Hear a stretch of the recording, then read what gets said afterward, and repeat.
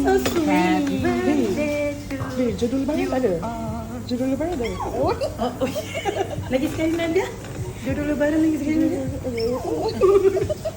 Yang ni tak berjodoh pun tak apalah. Terima kasih ya. Mami Niners ni, Mami Niners. Babe, itu apa? Sopak? Babe, apa? Babe, makan, babe, makan. Happy birthday you all. Happy 37.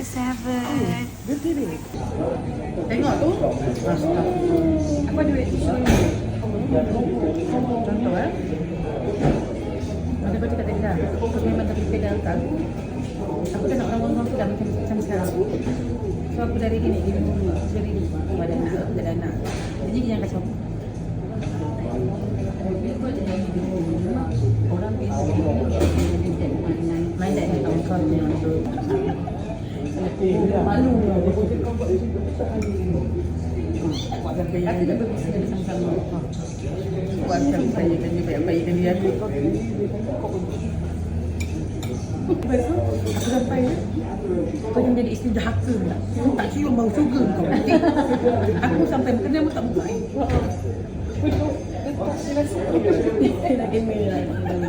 Dia punca.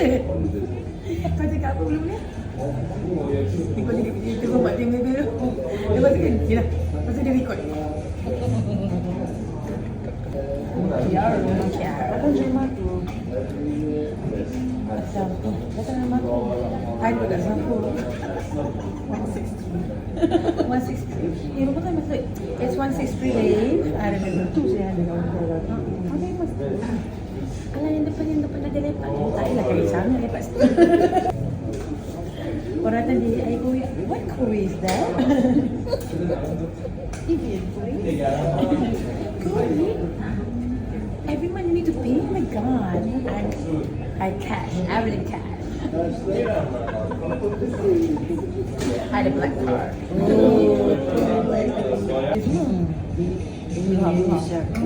Azimi. Tak payah makan lagi dah benda macam ni. Dia kan, dia dah main. Pada dia berkaya.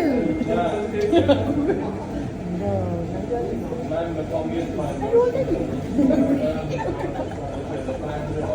Mulut dia di bawah. Dia pakai tempat macam ni. Ui, kena. Lagi dia cakap apa? Investment. Ada siapa yang seorang tu dia cakap nak saya pergi main untuk apa? Ada seorang influencer. Kena lepak main. Nak cari online, kena pergi main kau jadi apa? KD.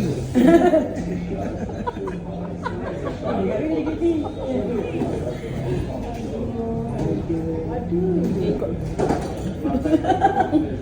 Untuk berita depan. Oh, dirty.